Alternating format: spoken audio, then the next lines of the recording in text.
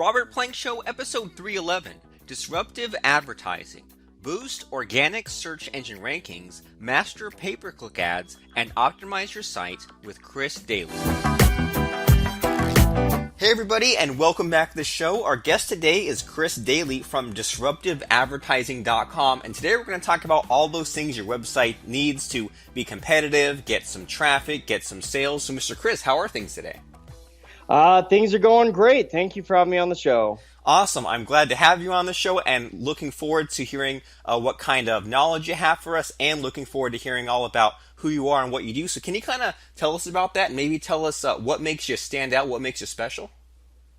You bet. Yeah. So a little bit of my background. So my first job, my first full-time job was doing search engine optimization for businesses. So it's kind of how I got my start in my career. I was working at an agency, and search engine optimization is really about helping businesses get ranked on Google. And so the ultimate goal being getting traffic to a website. So I did search engine optimization for several years and was in-house for a company, and we were driving a ton of traffic to the website, but we had a major problem. A lot of our traffic wasn't converting. And as I started asking around at the company I was at the time, I was trying to figure out what's going on, how come we're not converting more traffic. No one could really help me figure out why. And so I discovered kind of on accident A/B testing. And what A/B testing is you can basically take any page on your website, you can make a copy of it, and you can change something or you can change a bunch of things. And then you can split traffic between those two versions of your page to see which one is going to convert better. So I thought, hey, what the heck? I might as well try this out and see if we can increase conversion rates. So I ran my very first test, and lo and behold, conversion rates went up by like 15%. And so what really grabbed my attention about this was that I could influence people's behavior on my website. And that was really interesting to me to figure out, well, what is influencing people's behavior? And so, long story short, fast forward to where we're at now, I ended up starting my own conversion rate optimization agency 2 years ago called Dayley Conversion. And just last year, I merged my business with Disruptive Advertising, which is where I'm at now. And I think what really makes us stand out and what why a lot of people come to us for help is we're really focused on, number one, we do drive traffic to people's websites through, Google ads and Facebook ads. But our ultimate goal is converting people. And so we take a very unique approach where we identify customer personas. And over time, as we try out different concepts on websites, as we try out different concepts in ads, we're really trying to build out that customer persona to find out what do people really want in order to buy from you, in order to sign up from you. So I guess that's a quick intro into who I am. Awesome, and I mean I think that's just the right length that it had to be. So nothing wrong with kind of going into a little bit of a story there. And what I really like about that is that it sounds sort of like, and correct me if I'm wrong, it sounds sort of like this the sort of SEO agency you were in-house with early on. It sounds like they were sort of just going through the motions and just kind of focused only on that ranking part of it, and they didn't really care. Maybe they weren't even aware of the conversion side of things. Am I sort of hearing that right from you? Yeah, and a lot of companies fall into this same trap where, the KPIs that the marketing team is responsible for is traffic or rankings or likes on Facebook or quality score or whatever it is. Whatever your key performance metrics are, it's really easy to put blinders on and not look at the overall impact to the business. Awesome. So really good lesson right in there. And I mean, it sounds sort of silly just from like a theoretical point of view, like, oh, why would I show different versions of web pages? But I heard something, or I read something a few years ago of Google, they split test everything to the extent where someone at Google made a web page and they split test like 55 different shades of the color blue, and they did all this, and by having the right color blue, they were able to have 3 times as many, clicks on a page, or people stayed for way longer than those other things. And even on playing around with landing pages myself, I think one time just by adding the right size logo, it increased conversions by 44%. And once I had a sales order that was converting at at like 1%, and then I like made like a headline bigger, and it bumped it to like 2% in sales, and then I think I took out like half the headline and bumped it up to 4%. So like, yeah, you're not even kidding. Like all these little tweaks like make such a huge kind of difference. So people need to focus on. It sounds like people need to focus on not only like the tricks, the gimmicks, the numbers, but also on that sort of the whole path, right? People finding the site to begin with, and then once they're on the site, like taking whatever that kind of action is. You bet. Yeah, there's a lot of sites that do this all the time. Amazon is constantly testing, Walmart, Netflix. I mean, if you've ever gone into your Netflix account and you notice that your recently watched movies is in a different spot than it used to be, Netflix is testing. They're trying to figure out how to make you stay in their app for as long as possible. But yeah, like you said, I mean, really what it comes down to is businesses and anybody who has a website needs to look beyond just building something that looks cool or that looks professional, and really needs to be looking into some of those questions of what do people really want? What is it that people want to see? When you're talking about, testing this email or this landing page, and you're testing different lengths of headlines, that tells you something about your audience. When you write a shorter headline, or you test less content, or you test a different color, all of those things are influencing the way that people behave because they're telling you something about themselves. They don't have enough time to read all that content, or they don't want to read all that content, or that content wasn't all that interesting to begin with. Or, there's a variety of things that you can learn about your users and about your own site experience through running these types of tests.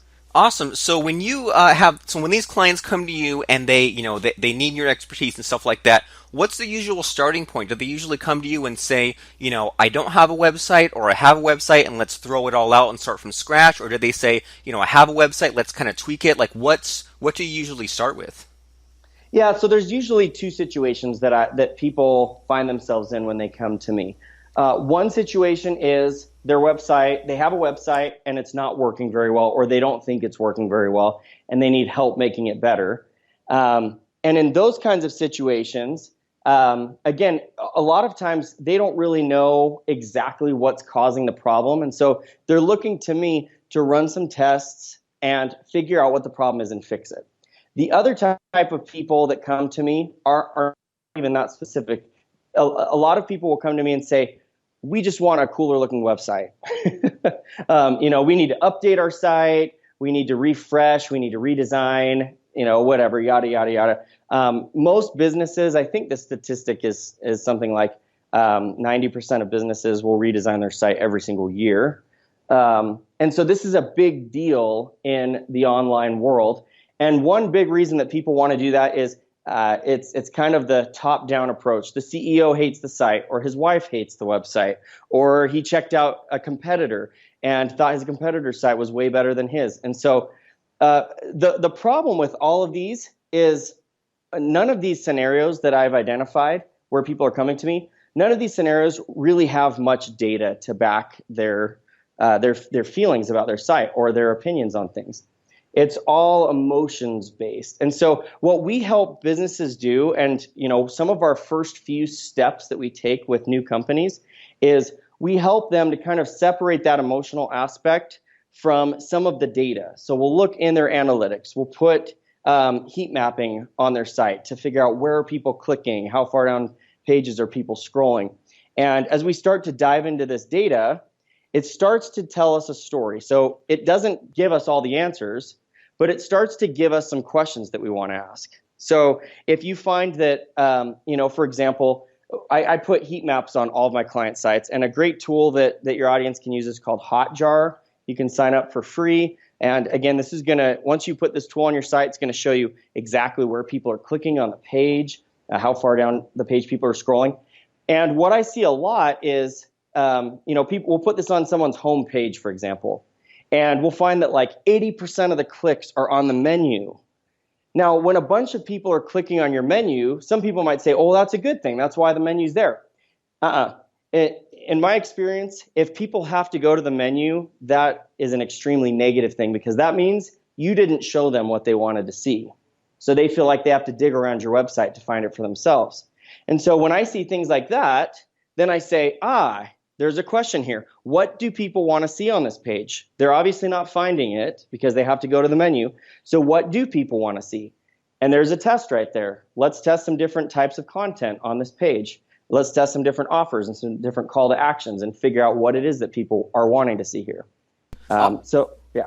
Oh yeah, yeah, and I was just gonna say like that. That's a really cool. That's a really great place to start, and I'm glad that that's kind of where you guys begin because like sometimes I'll see some of these sites and like we always see like the end result, right? Like I see some blog and I'm like, whoa, that's slick. I'm gonna have a menu, and I'm like, well, why do they have like certain categories there? Or if like I go to like say like a plumber's site or something, I'm like, why are there certain menus grouped like that? And now it's sort of starting to click with me in that you put this heat mapping plugin on the side, this Hotjar, and then that way you can, like you said, you can see if they come to that page, that they immediately go to the menu and click on other stuff, and then so now you can sort of have that thought process and say, well, if half the traffic always goes to the menu and navigates to this thing, maybe whatever that page is should be the front page, or whatever information there should be like in some form, kind of a little bit on that front page. Is that sort of on the right track there? Yeah, you want to make sure, and the way that I like to think about it is in terms of a 2 to 3 second rule. People should be able to find what they're looking for in 2 to 3 seconds on your site. Now, when people are going to the menu, it takes much, much longer than 2 to 3 seconds because usually they've already spent 3 seconds looking around your page. They've identified that it's not what they're looking for. Then they have to spend another 2 to 5 to 10 seconds digging around through your menu to find the thing that they're looking for. And so 2 to 3 seconds is about the attention span that the majority of audiences out there have on the web. And so, yeah, so here's an example. For our own website, for disruptiveadvertising.com, we looked at the homepage, and the main offer we had on the homepage was to get a free PPC audit. Okay, that was like the headline banner said, get a free PPC audit.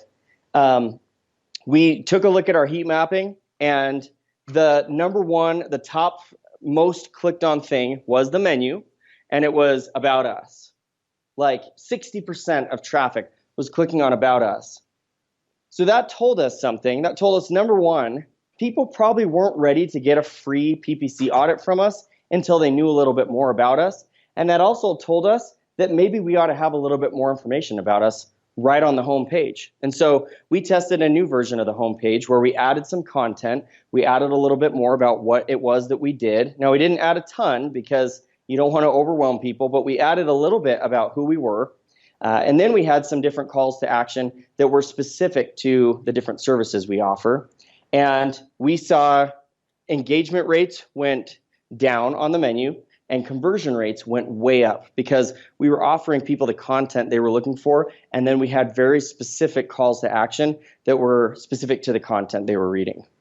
Awesome. So that sounds like a very sort of logical approach, as opposed to, as you said, like maybe some people who are maybe business owners and maybe too close to the business, they kind of decide that they want these certain things done, and maybe those things are based out of ego or based out of what competitors want or based out of what they want, and like, well, who cares about what you want as a website owner? It sounds kind of harsh, but it's more about the people coming to your site and taking that action that you want them to take. So I mean, this is making a lot of sense here, and and even you guys use it on your own site and stuff like that. And I'm really curious about maybe one of these case studies of like when one of these clients comes to you. Do you have any sort of example like that in your back pocket of like some client that came to you and maybe they had a site they weren't unhappy with and they weren't really sure what should be changed, and then you did this heat map thing, worked your magic? And do you have any sort of story like that of like sort of the before and after there? You bet. Yeah. So we actually just in January had a client that came to us that had just spent a large amount of money, 6 figures, on a website redesign. They sold products on their website, and in fact, the company's called Diesel Power Gear, and they have a TV show called Diesel Bros on the Discovery Channel. And so they had a tremendous amount of traffic that was coming to their website, wanted to buy their products. They were doing very well, so they didn't think they had any problems. But because they had just redesigned their whole site and they had dropped 6 figures into this, they wanted to make sure that the new site was working. So they hired us to just run some tests. And so as soon as we put heat mapping on the home page, we quickly identified that a large majority of the content on the homepage was not being engaged with. So they sold products on their site. They had something like 30 or 40 different things that you could click on the homepage. So it's one of those long scrolling home pages with tons and tons of products, and they wanted to cater to everyone. They wanted to show all of the different products that they offered. And so the heat mapping showed us that there was a lot of those products that weren't being clicked on hardly at all. And so one of the very first tests we ran was, I call it an existence test.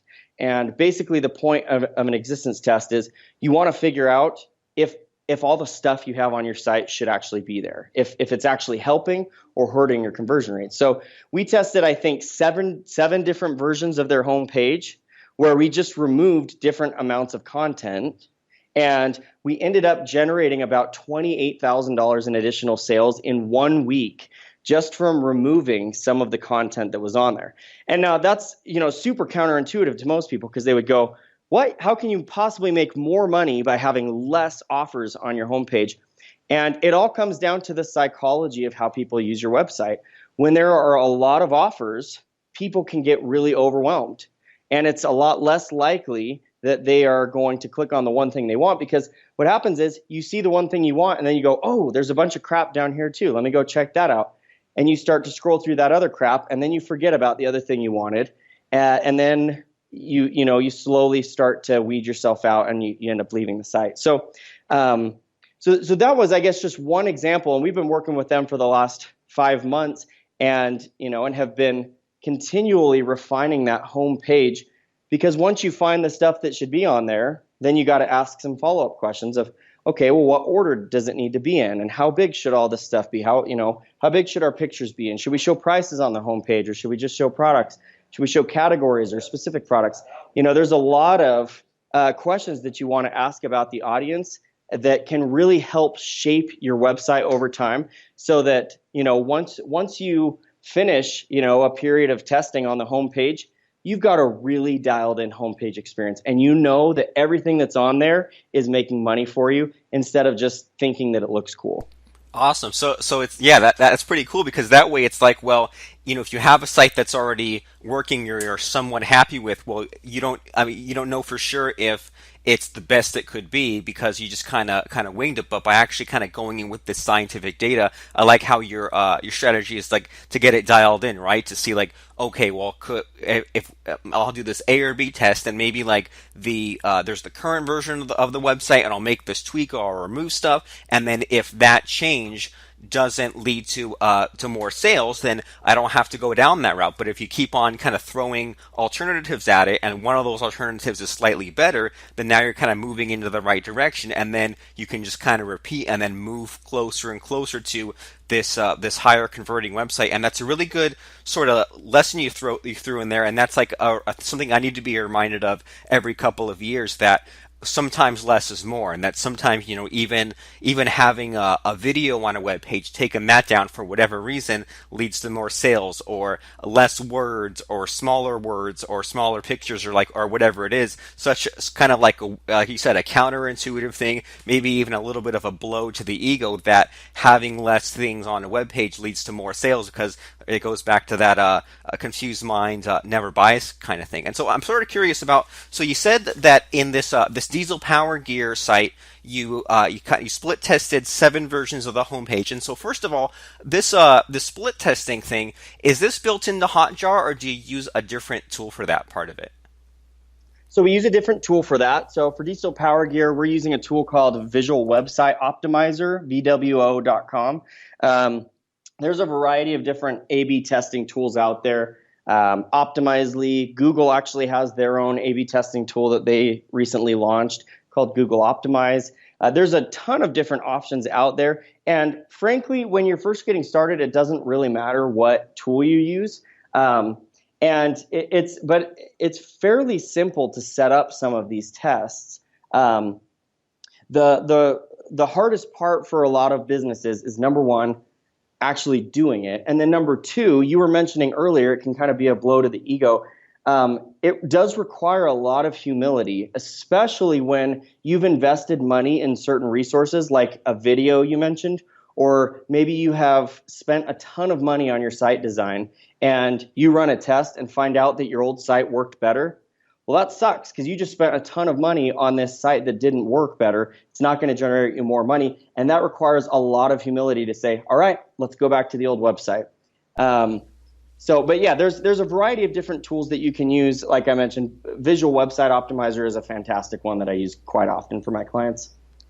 Awesome, and sort of kind of like going a little bit deeper into that blow to the ego thing. That makes a lot of sense. Why maybe someone a business could benefit more from sort of an outside company like yourself, as opposed to like bringing one person on their team for the website stuff. Because like sometimes you kind of have to have that person looking in to like look at that fancy expensive video objectively, or not add extra weight to a fancy website just because maybe they sunk like 50 grand into it or something like that. And so Visual Website Optimizer is a tool you like to use for that. And you also mentioned that so there were 7 versions of the web page. And so is there like sort of a reason, like if there's do you need a certain amount of traffic, I guess, is my question for this kind of split testing? Like, were you able to split test 7 versions at a time for that diesel power gear because they had a ton of traffic? Or like, what do you recommend for a site that doesn't have just like tons of traffic coming in as far as the split testing goes?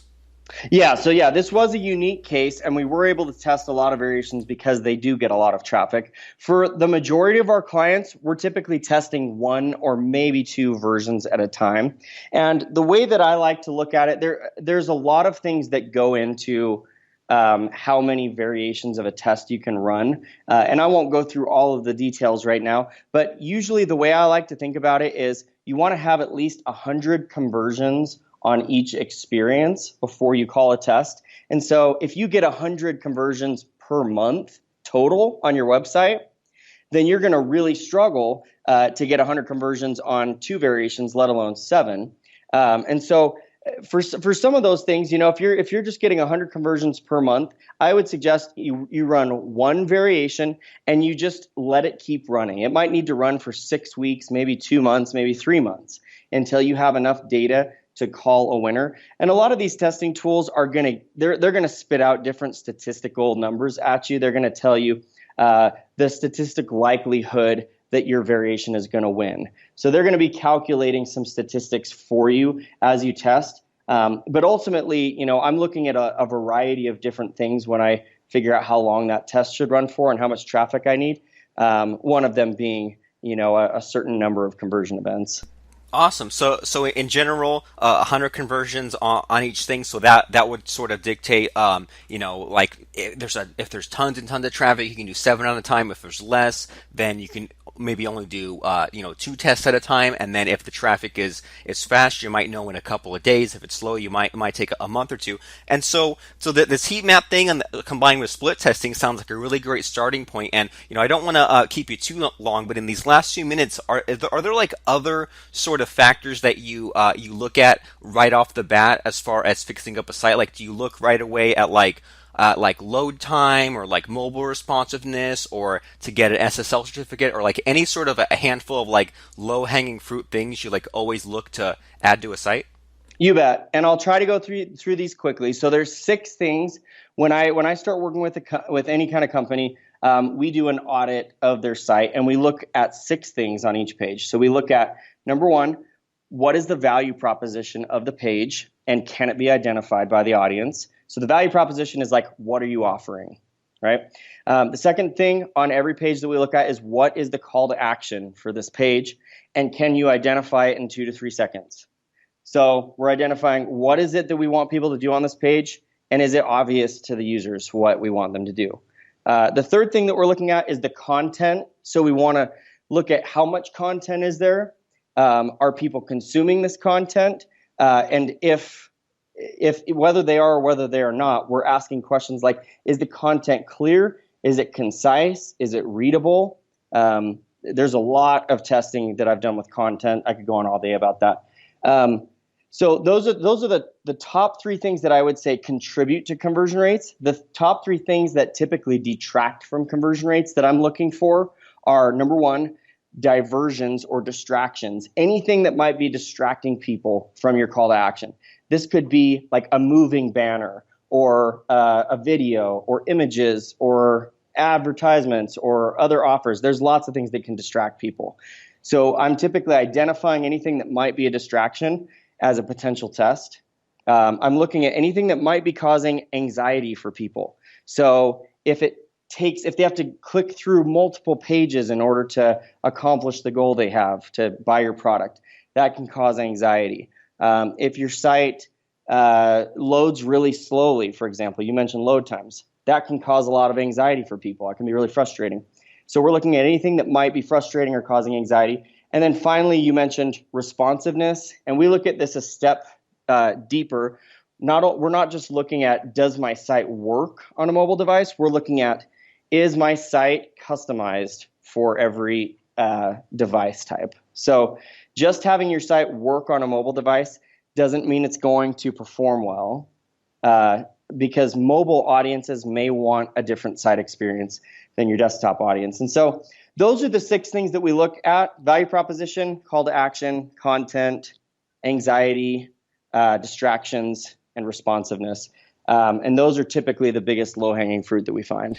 Awesome. And what I like about that whole process there is that, like you said, like the starting point for a lot of people is to just kind of wing it and just sort of eyeball it and go off of what looks good and what's not necessarily scientific. And what you do is you go in and kind of add the science to it and see how well things are converting, see where people usually click, see where the traffic is kind of flowing to. But you don't throw out the baby with the bathwater. You kind of move over to one extreme and kind of look at the data and then move back and say, well, okay, like, does this make sense? Like, you look at the numbers as sort of a helpful tool, but then it's not just the numbers. You also kind of have that common sense look at it to see, okay, well, what about the content? What about, if there's distractions and stuff like that? And I also like how you don't just look to have that mobile responsiveness, but you also say, well, does the interface look better? And I'm so if I'm understanding you correctly, does that sort of mean, like, if I look at a web page and let's say if there's like a form with a bunch of columns on a desktop, it looks okay, but then maybe on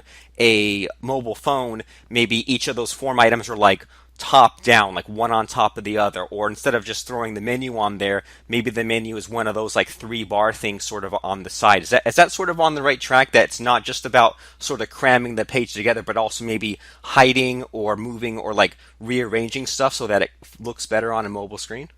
Yeah, and it's not just about looking better. You want to think about the actual use case of a mobile device. People might want to do something different. So maybe you have a form on the desktop version of your site. Maybe people don't want a form on mobile. Maybe they just want a click to call button so that they can call you. Maybe they want, a different call to action. Maybe they want less content, because typically people on mobile devices are not reading very much content. And so maybe your desktop site has a ton of content and that works fine.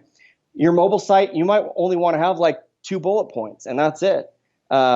And so really, again, it's about taking the mobile use case into consideration. Do I know what somebody on a mobile device is looking for my website? Do I know how it's different than somebody who's on a desktop device, for example? And those are the major things that we're typically looking at.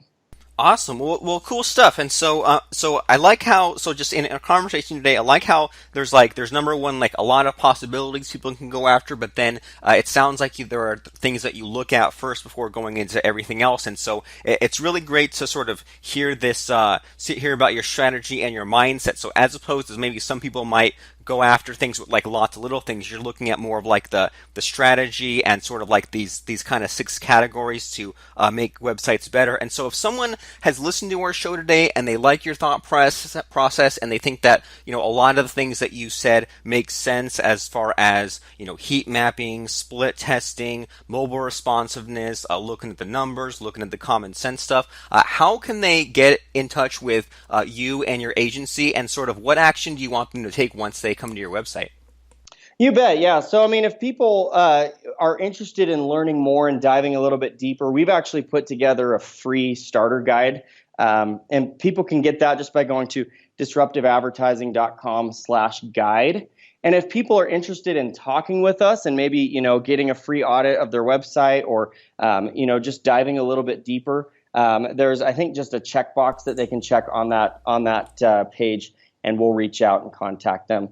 But yeah, I mean, the reason that I really am trying to spread the word about this is I really want businesses to make more data-driven decisions when it comes to their websites. And so whether they work with us or whether they do it on their own, I just want people to be doing this. And so that's why we've put together that free guide as a resource to help people get started if they want to do it on their own.